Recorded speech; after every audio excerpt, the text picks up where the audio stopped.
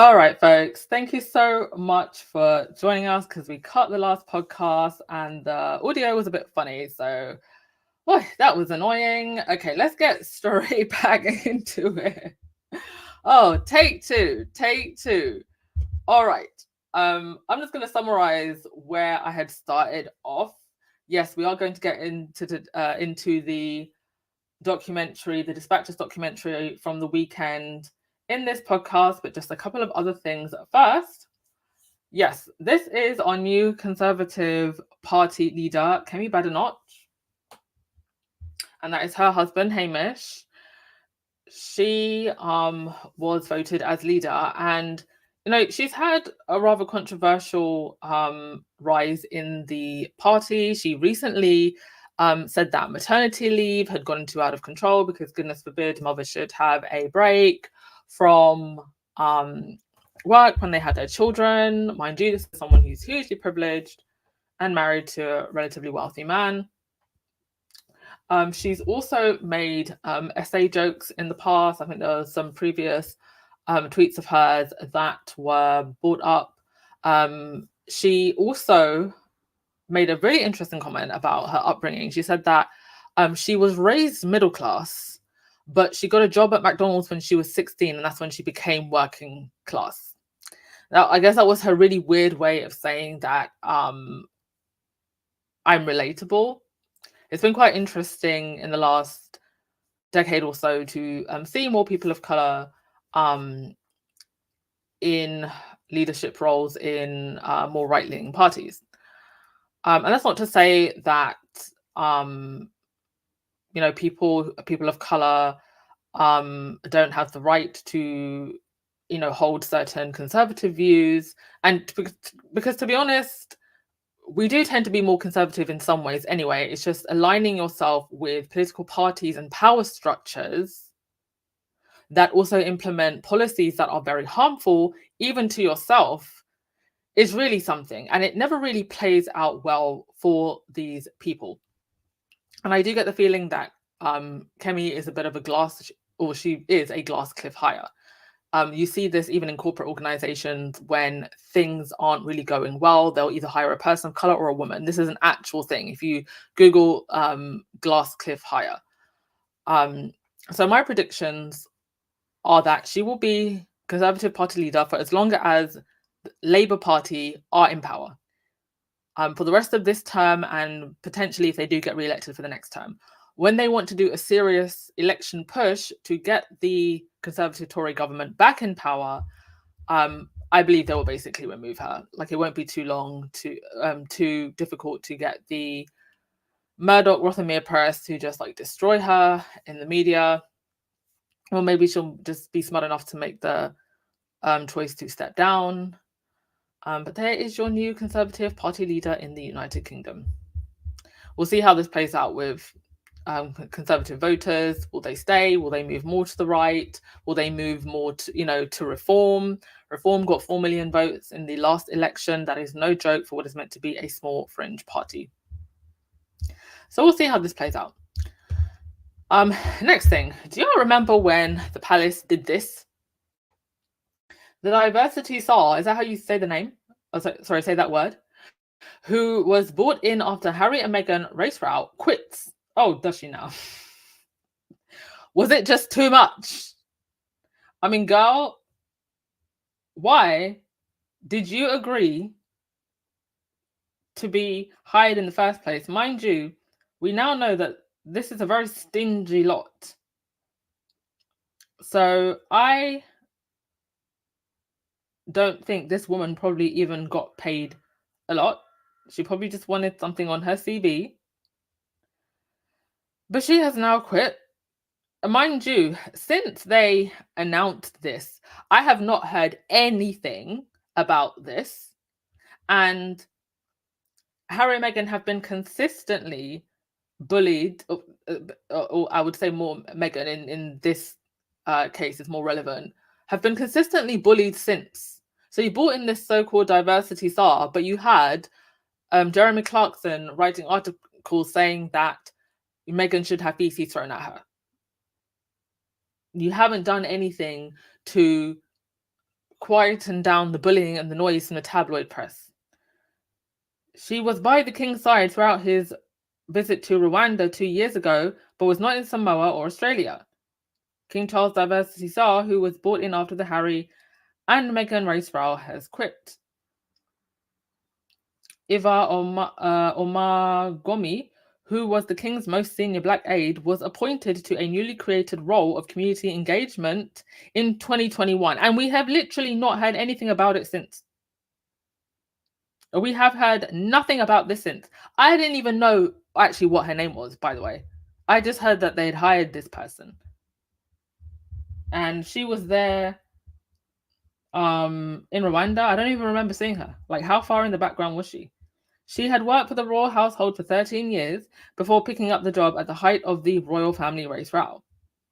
So they only realized that it might be a good idea to bring in people of color when they were basically in trouble with how they look in the press. Because it's always about how things look and not how things feel, right?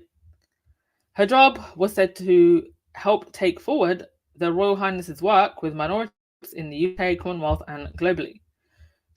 It is understood she resigned her post last month for a job in the private sector, with insiders sorry to see her go. I mean, what did she do? Can we please get an impact report? Just weeks before her appointment, Meghan and Harry claimed in their Shock Oprah interview that a royal had made racist remarks against their unborn children. So all this time, they never thought to, even before Meghan came in, to bring in someone who could offer a different perspective. But this institution overlooks the Commonwealth. Okay. Off she goes. Hope it was worth it. All right, let's get on to... Okay, I'll go through your comments first, and then we'll get on to the main story. Because there's a lot to say about this.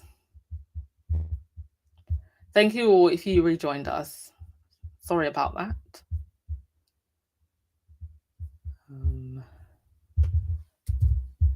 Give me 1 sec, folks.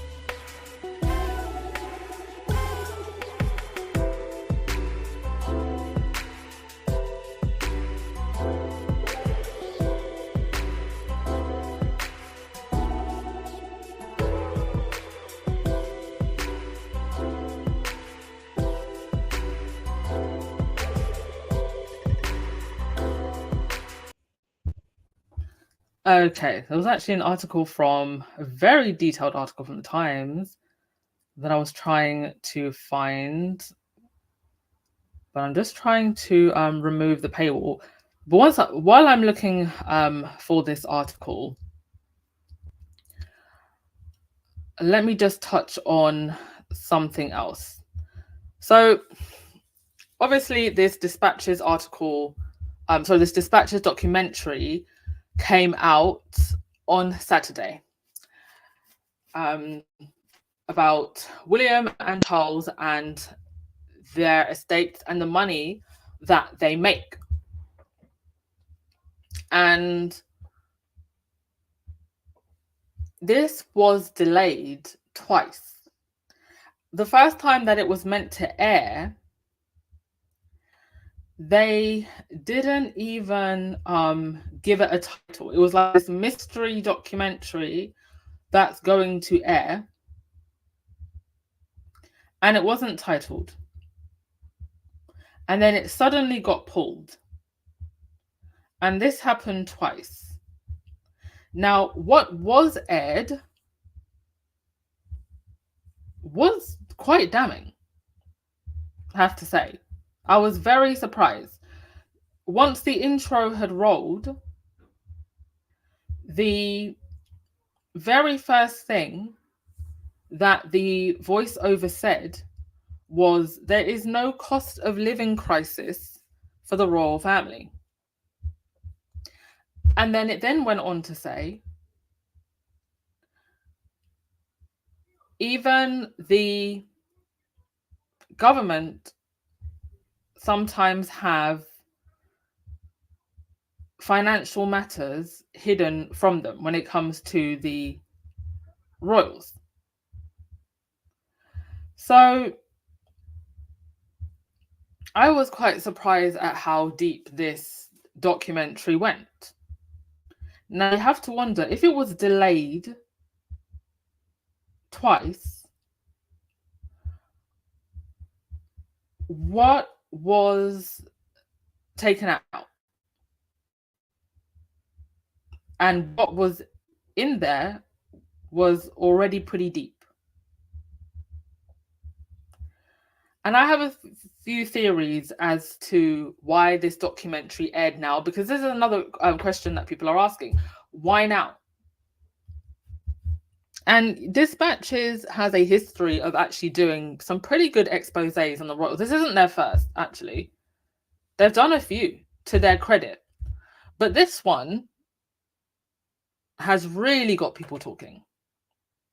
Most of the tweets about this that were coming up on my feed were not from squaddies. They were just from average Joes on the Twitter streets. And for this to air right after William's homelessness documentary, and just before he's actually stepped foot in Cape Town today, or he's about to land soon for Earthworm. So this is absolutely awful timing for William, and this is really bad for Charles in the middle of his kingship, and quite early still in his kingship. And he's already not as popular as his mother was, and with a very unpopular horse by his side. I Am Sage on Twitter said, "No way, I am still at a loss for why this scathing documentary has come out. The royal family has a lot of power to kill any they want, from Rose Hanbury's to others. The fact that this wasn't killed, I'm sure many parts were taken out due to threats, tells me that a trade-off happened." Now that's one theory. Either let this story run, or another major story was going to run instead. But the question is, why now? What has happened? What has changed? At a time when monarchy support is low, turnout for royal events is dwindling, people aren't smitten with the royals as they once were. Why put out something that would push people more towards anti-monarchy sentiments? Now, I've had a running theory for a while. If those of you who have been following me for some time, I've been saying, as soon as throwing the remaining royals under the bus becomes more profitable than protecting them, the tabloids, the press, the media will throw them under the bus. That's one running theory that I've had for a while. And if you are in news or journalism, the tabloids right now, and you're seeing how much traction this story has gotten, this is getting more views on social than William's, little 1.4 million or whatever it was at prime time for his little homeless doc. This has gotten more traction, more conversation, and the homeless doc was pretty much branded disaster anyway. That was the overall feeling from that. It was just insulting that an individual with 30 estates, and those are just the castles that he lives in, would be talking about, I'm going to end homelessness. But it does beg the question, Zion Sage said, they can kill any stories. So has there been a trade-off? This is the second theory. Has there been some kind of trade-off? Let this story run, and we won't reveal another one. Could that be a possibility? Or is it that Channel 4 just grew a pair of balls and they knew that this was going to get loads of views. I wouldn't be surprised if she run this documentary again. Run it for a second time.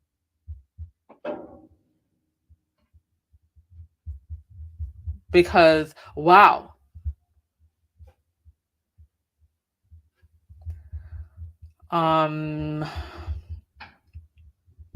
Golfing Mum, you said Slumlord William is posting pictures in a slew of people of colour in Cape Town.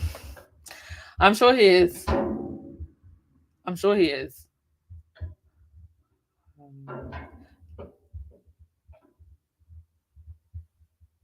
Thank you so much, Letitia. I very, very much appreciate that. Warm hugs to you as well. Mina, I wish that I could have watched a documentary. Well, I'm going to go through the details of what was said. I'm a little bit upset that I did not find the Times article. Maybe I'll read the Times article, maybe even in a separate video. But just to give you an idea. So, King and Prince William's estates making millions from charities and public services. And this is what has really gotten people up in arms, because what they're actually doing is they are billing public services. The NHS, the army, firefighter services, and basically taking the money. Duchies of Cornwall and Lancaster likely to make at least 50 million from leasing land to services such as NHS and schools, according to investigation. King Charles and Prince William's property empires are taking millions of pounds from cash-strapped charities and public services, including the NHS, state schools, and prisons, according to a new investigation. This also actually sheds a new light on their so-called charity work with different patronages. Because a lot of these events and patronages are linked to their own investments. The reports claim the duchies of Lancaster and Cornwall, which are exempt from business taxes and used to fund the royal... Oh my goodness. You know what? Guys, can you hear that in the background? It's a... flat cleaners are working and it's quite loud. So I don't want to continue if you can hear that, because it's like a banging noise in the background. Can y'all hear that? Just let me know in the comments. If not, I'll continue.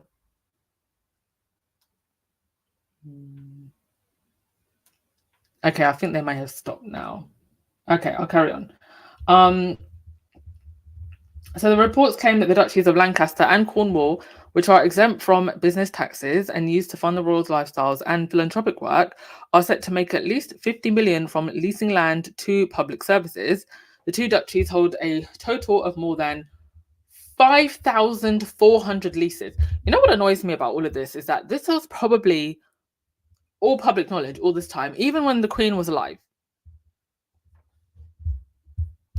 But it was that shield of protection that they've had all this time when she was alive. And so they were able to hide behind that, because this could have come out when the Queen was alive. It didn't. I think they understand that Charles and William are very unpopular. So whoever has an agenda to get under the royals' skin now, they feel more emboldened to do it now.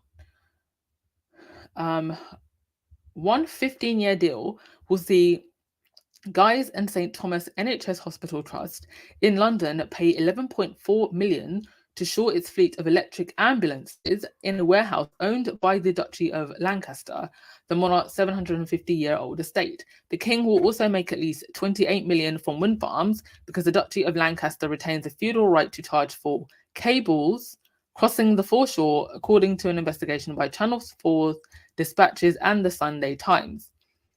William's Duchy of Cornwall, the hereditary estate of the heir to the throne, has signed a 37 million pound deal to lease Dartmoor Prison for 25 years to the Ministry of Justice, which is liable for all repairs despite paying 1.5 million a head for a jail empty of prisoners because of high levels of radon gas.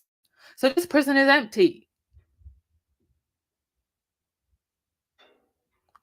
His estate also owns Camelford House, a 1960s tower block on the banks of the Thames, which has brought in at least 22 million since 2005 from rents paid by charities and other tenants. Two charities, Marie Curie and Macmillan, of which the King is a long-standing patron, have both recently moved out to smaller premises. So Marie Curie and Macmillan are charities that focus on cancer. So they're even benefiting from cancer? From these charities that rent there? And to the tune of 22 million. I mean, you can't make this up. Just wow. Macmillan, by the way, every single year they have this thing, Macmillan Coffee Morning, and people all over the country, they bake cakes and stuff, and that you bring it to the office and then you sell it in the office, and then that money goes to Macmillan. It is a big charity. It makes millions. The Duchy of Cornwall has empty prisons and cancer charities. The Duchy of Cornwall has charged the Royal Navy more than 1 million to build and use jetties and more warships. It also charges the army to train on Dartmoor by the Ministry of Defence. But the Ministry of Defence refused a Freedom of Information Act requesting how much it costs. The Duchy also made more than 600k from the construction of a fire station and stands to get nearly 600k from rental agreements in 6 state schools. In spite of the King and Prince William's speeches and interventions on environmental issues, many residential properties let out by the royal estate are in breach of basic government energy efficiency standards. Yes, so in 2020, they brought in this new rule that you had to have an energy performance. It was based on a letter scale. So you had to have an energy performance rating of F or G or something like that. I don't know what the letters stand for, but it had to meet that standard. And since that time, it has been against the law for landlords to rent out properties that are rated below a certain letter. So what they were saying was, I think it was something like about 80% plus of properties under the duchy did not match this standard. So any other landlord would be fined. The royal estates also have deals with mining and quarrying companies. Oh, that's very environmentally friendly. Not. The investigation has prompted calls for a parliamentary investigation and for the two empires to be folded into the Crown Estates, which sends its profits to the government. The King and Prince will pay income tax on profits from the estates after business expenses have been deducted, but both now refuse to say how much. And the other question I think many of us have, but the documentary didn't, but I don't think they could answer. How do they spend all this money? How do they spend their personal wealth? Where is the money going? Because anything related to so-called royal work, that is billed separately. Critics say the estates, the income from which have been used by successive governments to keep the headline cost of the monarchy to the taxpayer down, enjoy a commercial advantage over rivals because they are exempt from corporation tax and capital gains tax. Baroness Margaret Hodge, a former chair of the Comm's Public Accounts Committee to the duchies, should at least pay corporation tax. This would be a brilliant time for the monarch to say, I am going to be open and I want to be treated as fairly as anybody. The moment they do that, I feel like we're going to open a can of worms. That's why they don't want to do it.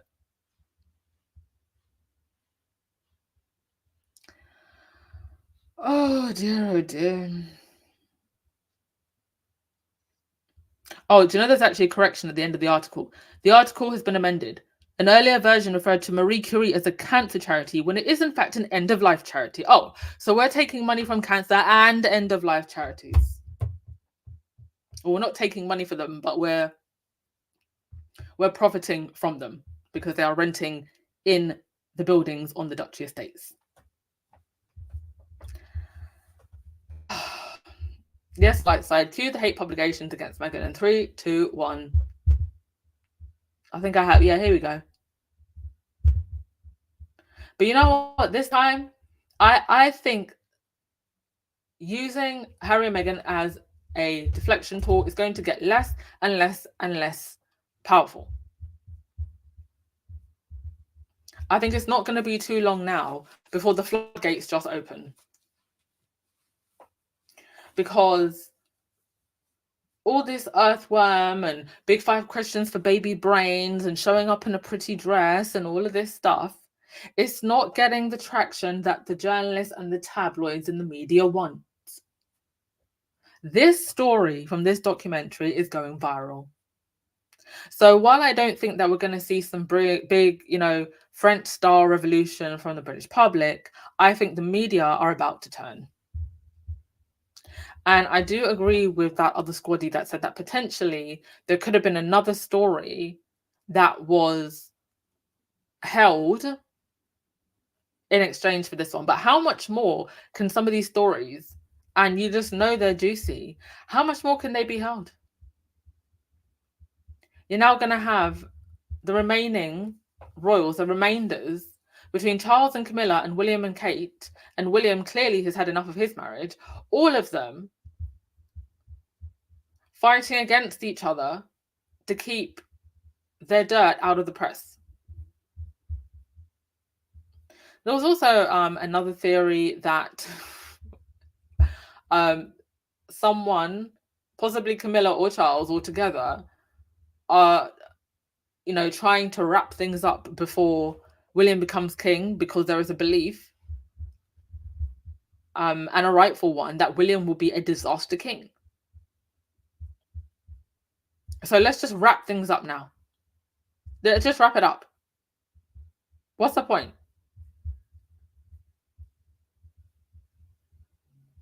Thank you so much for coming, Benjamin. Enjoy your meeting. A meeting that probably could have been an email. They're always bothering you with meetings that could have been an email. Thank you so much, Benjamin. Enjoy the rest of your day. Susie, you said people still cheer the members of the Never Do and Honest Day's Work family, no matter how they cheat, show their perversions, and flaunt their wealth. Stop crying. You allow them to stay in their place. Yeah.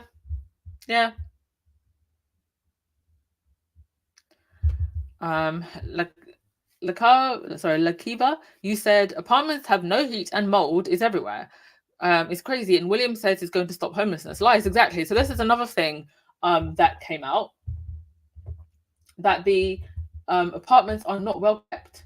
But William's going to spend £3 million to end homelessness, apparently. But the people who are living in his homes now, they're not living in very good quality conditions. There was also another part of the documentary where they were talking about where they blast the quarries to get concrete and other minerals, and how the noise from the blasts affects the people in the local residences, and the other environmental effects that has.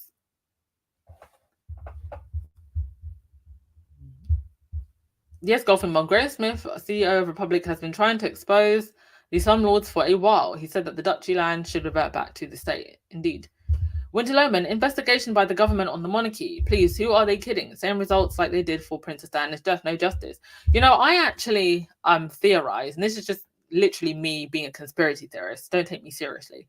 But I actually theorize that if I was a government spin doctor and I wanted to distract from my own failings, my party's own failings, I would throw the royals under the bus, because it's just an easy play. Just have everybody distracted with the royals. Yes, start kicking up a stink about how money needs to go back to the state and how an investigation needs to be done. I found it so interesting that one of the first things that was said in the documentary was even the government doesn't know. So it's almost like literally shifting all the blame to the royals. But the government and the monarchy are meant to work hand in hand. We're meant to be a constitutional monarchy, right? Is constitutional monarchy in the room with us? I think this is the beginning of something quite interesting. And when you take into account the last 6 or 7 years, it gets even more interesting. For the record, neither Harry or Meghan were used as bait in this documentary. For those of you not in the UK who didn't see the documentary, our faves were not used as bait, and they usually are. Whoever did this documentary wanted to focus squarely on Charles and William. It's interesting. I feel like we're witnessing the turn of something new. And also, somebody pulled up this article from 2019. Oh, this is actually by Rebecca English. Not Rebecca English. Not former rotor at Rebecca English. A sad aside to Blackpool. Rebecca English, by the way, is the one that we call Emu. A sad aside to Blackpool. Prince William vows to take a stand against slumlords as he and Kate are left deeply affected on visit to one of Britain's most deprived streets. And what came of that visit? I don't even remember this happening. I don't even remember this visit happening. So what's happened? I'm going to actually go back to this article. I'm going to find that street and I'm going to see if anything has been done on that street. And then I'll report back to you in the next podcast. What happened after Kate walked in to a socially deprived area in what's probably £1,000 coat and perfectly done hair, and William in his £1,000 suit, checking up on slumlords when you are one yourself, always doing stuff that's projecting. And you have to wonder why nobody, or maybe there were some people, but it just didn't, it wasn't as loud back then. After this 2019 visit, did anybody do any articles on how the royals are slumlords?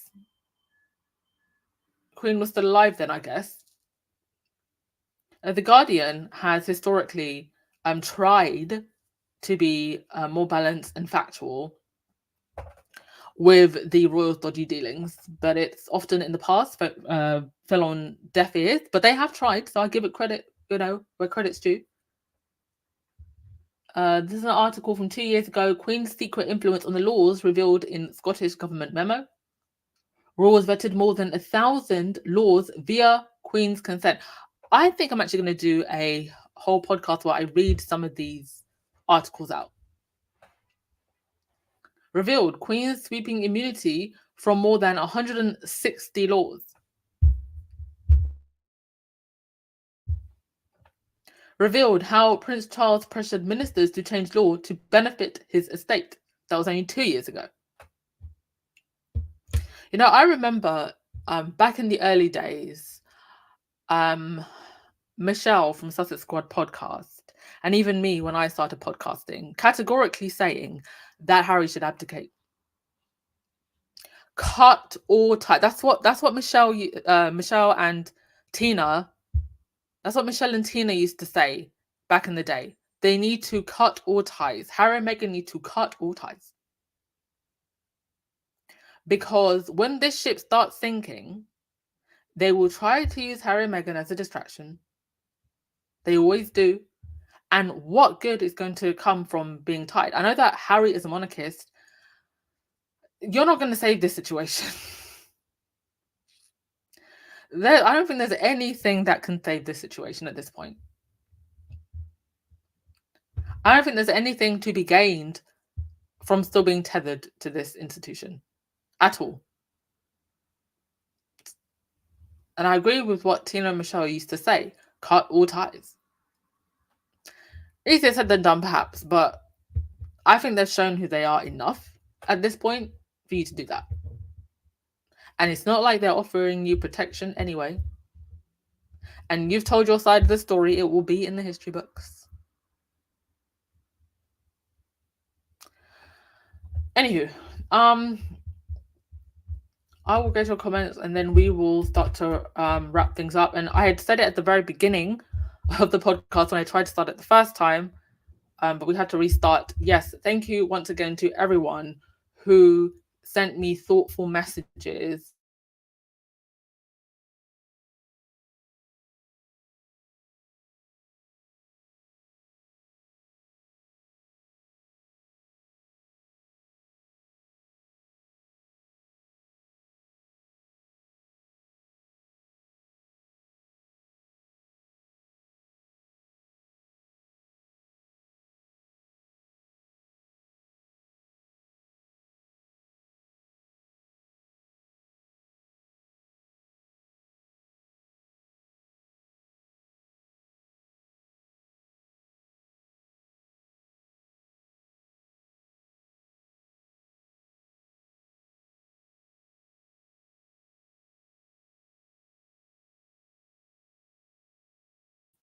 to wrap things up.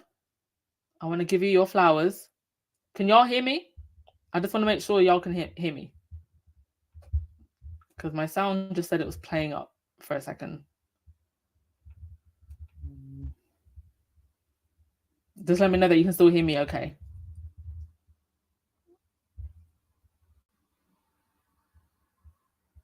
We're good? Okay. Alan Badenoch, thank you so much for gifting 5 memberships. Thank you. So much appreciated. And also, too, because you donated on my birthday to LA for the coffees on my birthday. Much appreciated. I appreciate you all so much. Thank you, Rahini, Lightside, always on the end of the phone.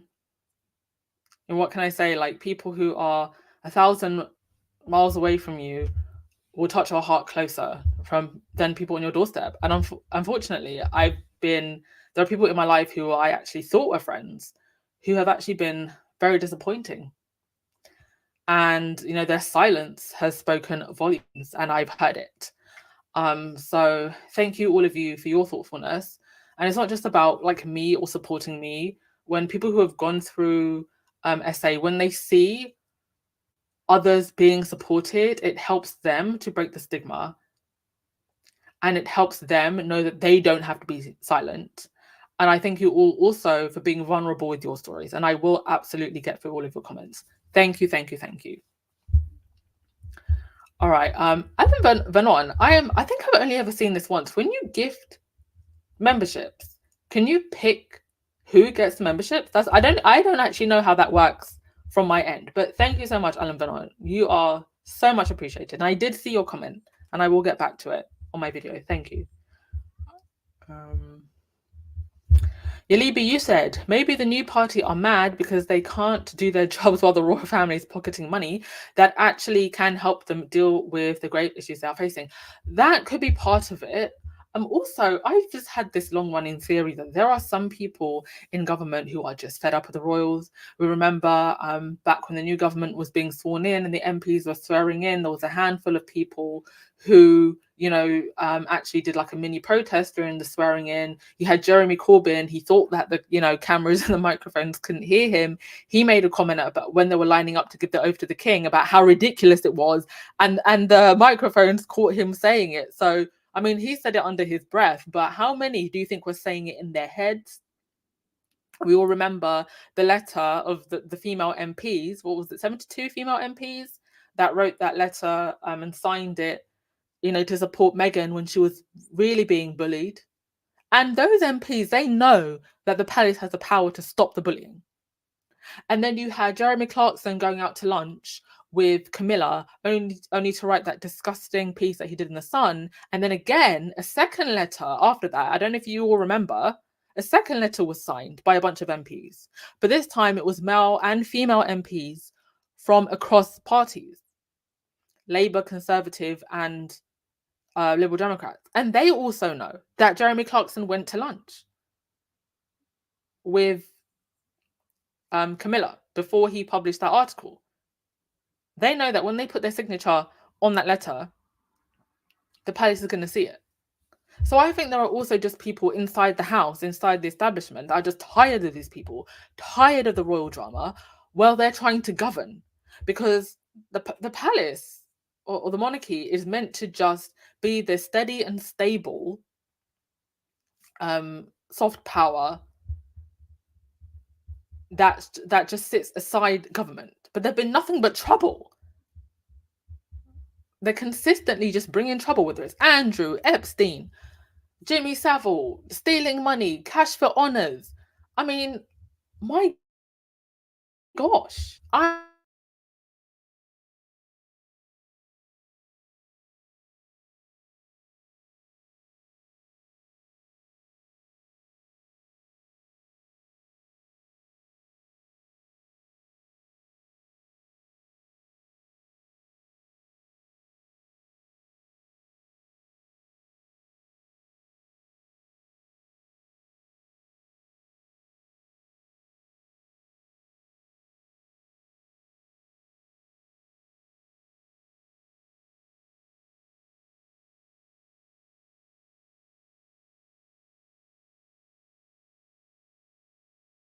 sure